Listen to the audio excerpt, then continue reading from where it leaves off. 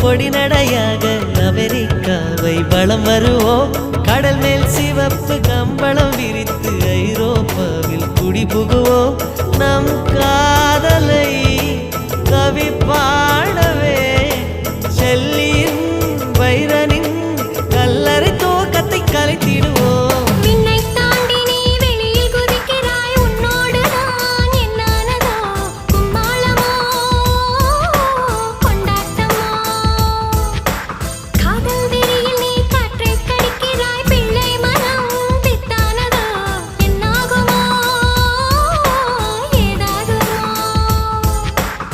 வாடை காற்றுக்கு வயசாச்சு, வாழும் பூமிக்கு வயசாச்சு. கொடியுகம் போனால் என்ன, காதலுக்கு எப்போதும் வயசாகாது.